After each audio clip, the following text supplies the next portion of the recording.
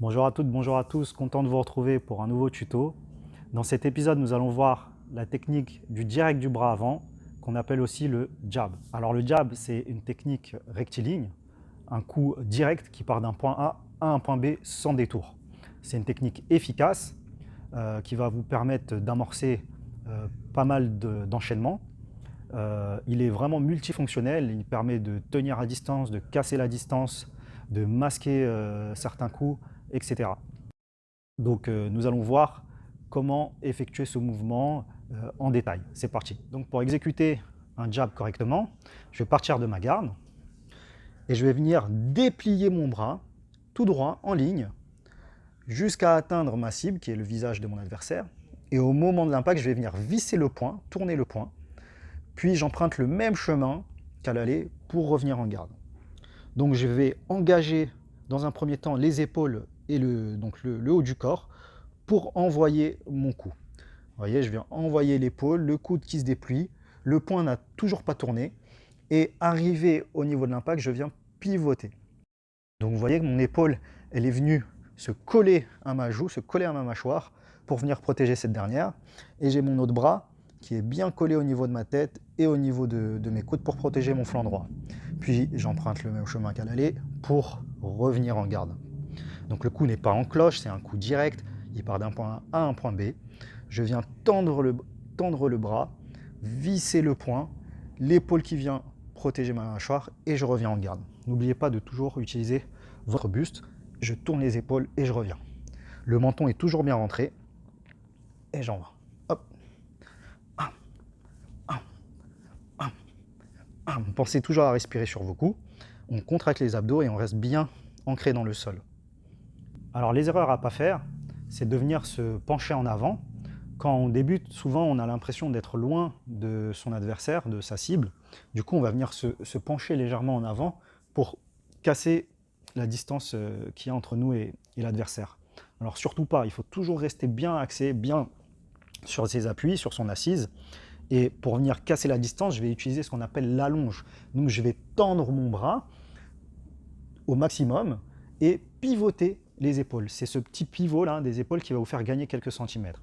Alors attention, quand je dis tendre le bras au maximum, il ne faut surtout pas faire ce qu'on appelle une hyperextension. Quand je viens tendre mon bras comme ça, au niveau du coude, là, je risque de me faire mal, surtout si je tape dans le vide. Donc il faut toujours garder une petite marge en venant contracter au moment de l'impact pour ne pas se faire mal. Donc je vais venir utiliser mes épaules, pivoter pour casser la distance et venir gratter quelques centimètres sans me pencher en avant, qui fait que je venais venir donner mon visage à mon adversaire, et ça c'est pas bon. On préfère rester loin des coups, ce qu'on appelle toucher sans se faire toucher. Donc une autre erreur à ne pas faire, c'est de venir lever son coude lorsqu'on va frapper, venir lever le coude pour venir envoyer son direct. En faisant ça, vous faites un appel à votre adversaire, on voit le coude se lever, donc on va voir le coup arriver.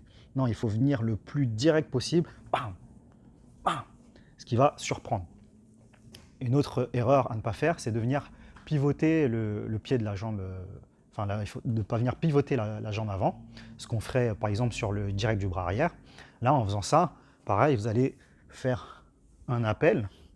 Donc peut-être qu'en boxe anglaise, ils le font, mais nous, voilà, en mouet, comme on a les low kicks, on va éviter de faire ça. Comme c'est ma jambe qui est la plus proche de mon adversaire, donc la plus exposée au low kick, je vais éviter de venir donner l'arrière de la cuisse, ce qui me donnerait un peu de retard pour venir bloquer au cas où mon adversaire contre. Donc je vais essayer d'être le plus direct possible, d'éliminer tous les mouvements parasites. On ne lève pas les coudes, on ne se penche pas, on ne bouge pas dans tous les sens. Le coup part tout droit, j'utilise les abdos, les obliques, les épaules pour avoir le plus d'effet de vélocité possible. Et surtout rester le plus neutre dans votre attitude, si je puis dire, pour ne pas envoyer de signal à votre adversaire. Alors toujours dans l'idée de venir casser la distance entre vous et l'adversaire, vous allez devoir, très souvent, devoir vous déplacer. Parce que l'adversaire, il est certes en face de vous, mais il se déplace, il bouge. Et pour ça, vous allez devoir vous déplacer et frapper en même temps. Donc utiliser son allonge, c'est bien, mais ce n'est pas suffisant face à un adversaire qui se déplace. Donc vous allez devoir bouger vos pieds. Donc on a vu déjà un tuto sur les déplacements. Bah là, il suffit juste de combiner les deux, le déplacement vers l'avant et le coup en même temps.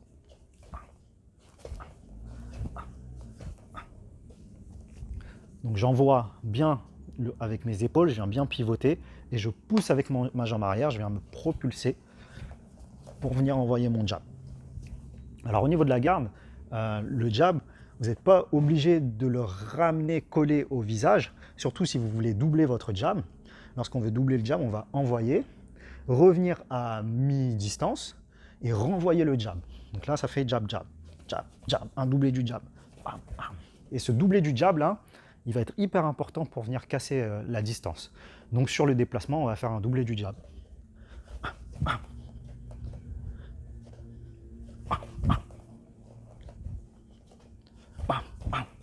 Et quand vous faites votre doublé du jab, il y a le point qui vient donc se pivoter à la fin du coup, du premier coup, puis qui revient. Alors là, moi, ce que je conseille, c'est de ne pas revenir en tournant le point à nouveau. Ça va vous faire perdre du temps. Gardez le point en direction de votre adversaire, le point déjà vrillé, pour pouvoir mettre le deuxième jab. Donc j'envoie un jab, je reviens à mi-distance et je renvoie le deuxième jab. Par contre, tout le long, j'ai l'épaule qui est collée au niveau du visage, de la mâchoire. Ici. Bam, bam. Et je reviens en garde. Bam, bam, bam, bam. Et je reviens en garde.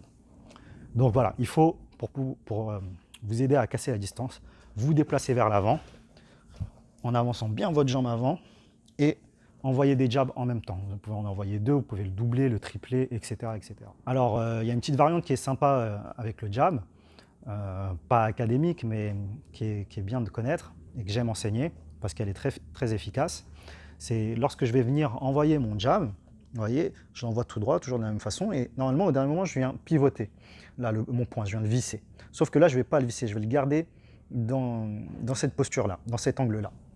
Et là, tu ne peux pas faire plus direct que ça. Bam, bam, toujours avec l'épaule qui protège la mâchoire, et tu envoies ton point bam, bam, entre les bras, bien entre les bras de ton adversaire qui essaye de bloquer. Donc pourquoi c'est intéressant? Parce que, bon là, j'ai pas les gants, mais vous imaginez toute l'épaisseur, la largeur du gant. Quand vous venez pivoter comme ça, il y a plus de surface, et du coup, le gant aura plus du mal à passer que si on vient le mettre de cette manière. C'est beaucoup plus étroit et ça permet de rentrer plus facilement entre les bras de son adversaire. Donc c'est une technique qui est intéressante à faire quand on veut venir surprendre et venir toucher l'adversaire entre ses deux bras. Voilà, et on peut varier, là, bien pivoter. Des fois, on va pivoter un peu plus et on va venir se pencher légèrement, s'incliner sur le côté pour laisser passer l'éventuelle contre-attaque simultanée de l'adversaire et venir toucher en même temps. Donc on sort de l'axe, ça peut sortir de l'axe. Je suis en face et là, je vais venir hop, désaxer et toucher mon adversaire sans qu'il me touche. Bam, bam, bam.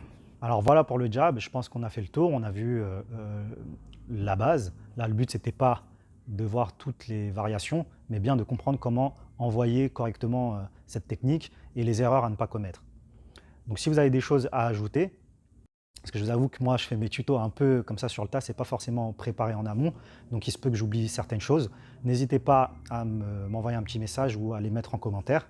Et voilà, faites-moi un retour, ça fait toujours plaisir, je serai ravi d'échanger avec vous. On se retrouve très bientôt pour un nouveau tuto. Prenez soin de vous, merci de m'avoir suivi.